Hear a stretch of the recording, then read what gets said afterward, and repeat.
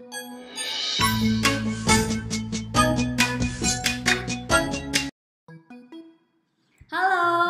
selamat datang di channel Bimbel Luki. Bimbel Luki, we commit to support your success. Kembali lagi bersama Kak Ines. Di video kali ini, Kak Ines akan membahas tentang tematik tema 1, subtema 1 untuk kelas 5. Sebelum masuk ke video pembelajaran, adik-adik klik ya tombol subscribe, like, dan jangan lupa komen di kolom komentar. Nah, kita langsung masuk ke video pembelajarannya. Oke, pembelajaran yang pertama adalah IPA tentang ciri-ciri makhluk hidup. Jadi, ciri-ciri makhluk hidup itu ada 5. Yang pertama yaitu bergerak, yang kedua bernafas, yang ketiga makan dan minum, yang keempat berkembang biak, dan yang kelima adalah tumbuh. Nah, untuk di materi kali ini yang akan kita bahas adalah ciri makhluk hidup yang bergerak. Hewan dan manusia menggunakan alat gerak yang dimilikinya untuk berpindah dari satu tempat ke tempat yang lain. Ada makhluk hidup yang bergerak dengan kaki, sayap, sirip, atau otot perutnya. Selain untuk bergerak, alat gerak juga digunakan untuk memegang, melompat, memanjat, dan berenang. Nah, alat gerak ini dibagi menjadi 2 macam. Yang pertama ada alat gerak aktif dan yang kedua ada alat gerak pasif. Apa sih alat gerak aktif? Alat gerak aktif berupa otot. Kenapa disebut alat gerak aktif? Karena otot dapat bergerak. Lalu yang kedua ada alat gerak pasif. Alat gerak pasif ini berupa tulang. Kenapa sih kok tulang dinamakan alat gerak pasif? Tulang dikatakan alat gerak pasif karena tanpa adanya gerakan otot, tulang tidak dapat melakukan gerakan. Nah, otot dan tulang bekerja sama saat hewan atau manusia melakukan gerakan. Jadi adik-adik, untuk materi IPA ini akan terbagi menjadi 2, yaitu alat gerak hewan dan alat gerak manusia. Tetapi pada video kali ini, Kak Ines akan menjelaskan tentang alat gerak hewan terlebih dahulu. Setiap hewan memiliki alat gerak. Alat gerak hewan disesuaikan dengan aktivitas dan tempat hidup hewan itu. Contohnya hewan ikan. Alat geraknya berupa sirip dan ekor. Fungsinya untuk apa? Iya, untuk berenang. Lalu ada hewan amfibi. Alat geraknya yaitu berupa kaki. Fungsinya tentu untuk berjalan, melompat, dan berenang. Lalu ada hewan reptil. Untuk hewan reptil buaya, alat geraknya adalah kaki. Untuk hewan reptil ular, alat geraknya berupa otot perut. Dan untuk hewan reptil penyu, alat geraknya berupa kaki dayung. Fungsinya untuk berjalan, merayap, memanjat, dan berenang. Lalu ada hewan burung. Alat gerak dari burung adalah sayap. Fungsinya untuk berjalan, berlari, terbang, dan berenang. Hewan yang terakhir adalah mamalia. Mamalia, alat geraknya berupa kaki. Fungsinya untuk berjalan, berlari, dan melompat. Nah, sekarang adik-adik sudah tahu bukan alat gerak hewan serta fungsinya itu apa saja? Sekarang kita akan membahas tentang hewan vertebrata dan hewan invertebrata. Apa sih hewan vertebrata dan invertebrata itu? Nah, jadi gini, hewan dapat dibagi menjadi 2 kelompok besar, yaitu vertebrata dan invertebrata. Pengelompokan tersebut dilakukan berdasarkan ada atau tidaknya tulang belakang di dalam tubuhnya. Jadi, hewan vertebrata adalah hewan yang memiliki tulang belakang di punggungnya. Contohnya ada kelinci, kucing, paus, ayam, ular, katak. Lalu, hewan invertebrata itu apa? Jadi, hewan invertebrata adalah hewan yang tidak memiliki tulang belakang di dalam tubuhnya. Contohnya seperti apa? Jadi, contohnya itu seperti siput, semut, cacing, dan kupu-kupu. Nah, kita lanjut ke pembelajaran yang kedua, yaitu bahasa Indonesia tentang ide pokok. Tentunya adik-adik semua sudah pernah kan ya membaca suatu paragraf atau teks? Nah, jadi ada berbagai informasi yang bisa adik-adik peroleh saat membaca suatu paragraf atau teks. Dari banyaknya informasi itu, ada informasi utama yang disampaikan dalam teks tersebut. Informasi utama itu disampaikan melalui ide pokok teks. Jadi, ide pokok itu adalah inti atau dasar permasalahan dari suatu teks. Ide pokok dalam teks juga sering disebut pokok pikiran atau gagasan utama teks. Caranya bagaimana sih untuk dapat menentukan ide pokok itu? Jadi, untuk menentukan ide pokok pada suatu teks, kita harus membaca teks dengan sesama secara keseluruhan. Setelah itu, baru carilah kalimat utama dari teks tersebut. Nah, setelah kalimat utama ditemukan, barulah ide pokok dari teks dapat ditentukan.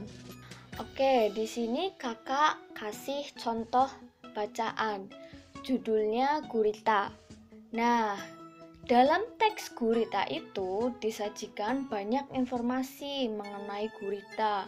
Selanjutnya, untuk menentukan ide pokok dari teks itu, kita perlu mencari kalimat utamanya dahulu.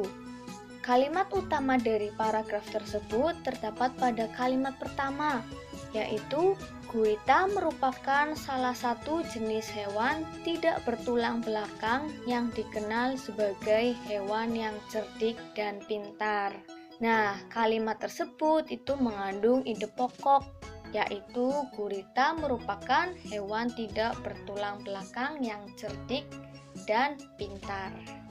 Nah, jadi kalimat utama itu tidak selalu atau tidak mesti di awal paragraf. Kalimat utama juga biasanya terdapat di akhir atau di tengah-tengah. Jadi, kalimat utama itu tidak selalu di awal. Pembelajaran yang ketiga adalah PPKN tentang nilai-nilai yang terkandung dalam tiap sila Pancasila. Adik-adik tentunya sudah hafal bukan 5 sila Pancasila? Ya, yang pertama atau sila pertama adalah ketuhanan yang Maha Esa. Sila kedua, kemanusiaan yang adil dan beradab. Yang ketiga, persatuan Indonesia. Yang keempat, kerakyatan yang dipimpin oleh hikmat kebijaksanaan dalam permusyawaratan perwakilan. Yang kelima, keadilan sosial bagi seluruh rakyat Indonesia. Jadi, nilai-nilai dalam sila Pancasila ini menjadi pedoman dalam berbangsa dan bernegara bagi masyarakat Indonesia. Dengan mengamalkan Pancasila ini diharapkan masyarakat Indonesia yang memiliki keberagaman suku, budaya, serta agama hingga kini dapat hidup saling berdampingan dengan rukun dan damai. Oleh sebab itu, kita harus memelihara nilai-nilai Pancasila untuk mewujudkan kehidupan masyarakat yang lebih aman dan lebih sejahtera. Kelima sila dalam Pancasila ini memiliki nilai masing-masing loh. Jadi setiap silanya itu tidak sama, namun tetap berkaitan.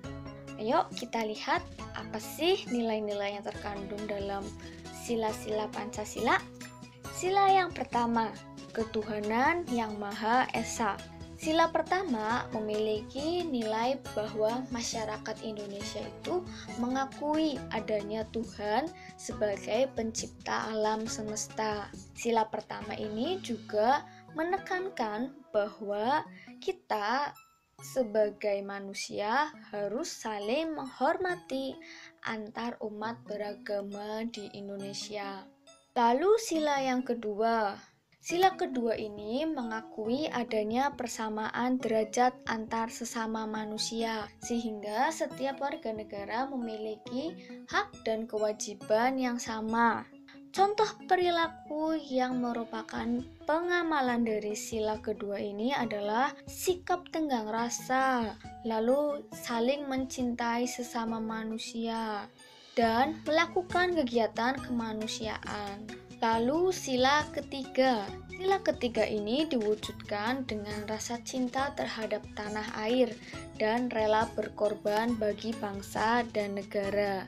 Bentuk pengamalan sila ketiga ini adalah mencintai dan membeli produk dalam negeri. Lalu juga bisa merasa bangga saat memakai batik. Itu merupakan bentuk pengamalan sila ketiga. Sila keempat. Sila keempat ini menjadi pedoman dalam upaya penyelesaian masalah yang terjadi di masyarakat. Penyelesaian masalah ini sebaiknya dilakukan dengan cara bermusyawarah untuk mencapai mufakat serta mementingkan kepentingan bersama. Sila yang kelima.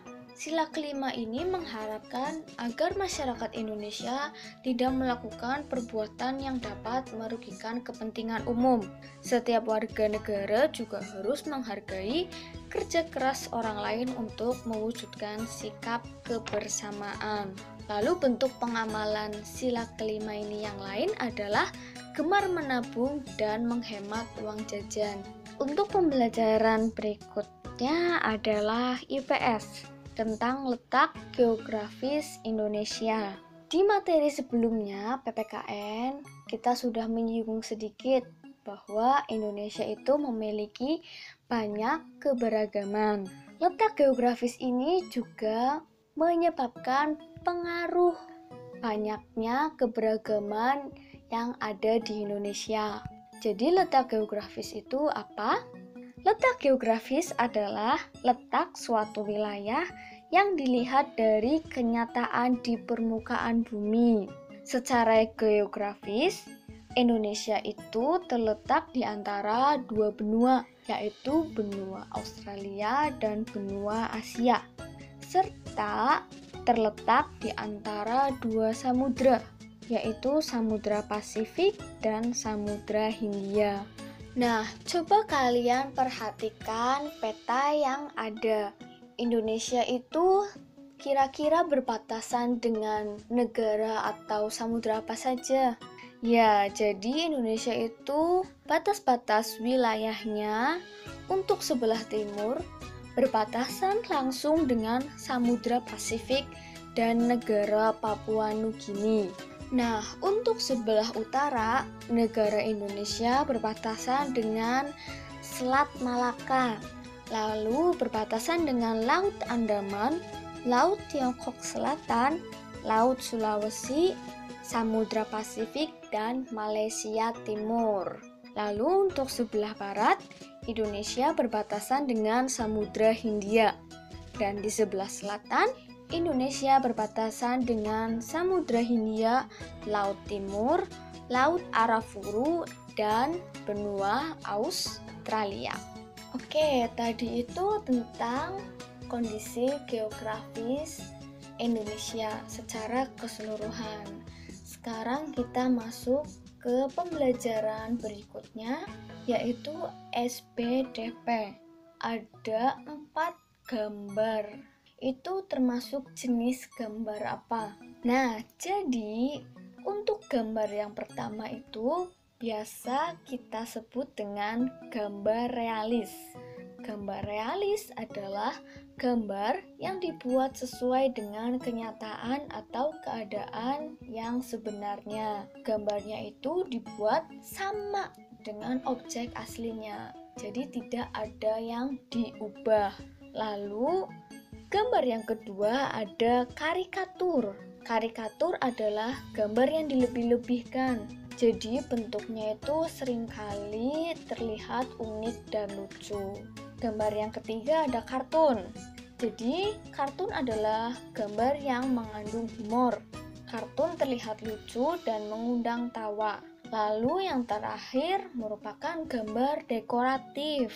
Gambar dekoratif itu dibuat dengan tujuan menggambar bentuk benda menjadi lebih indah.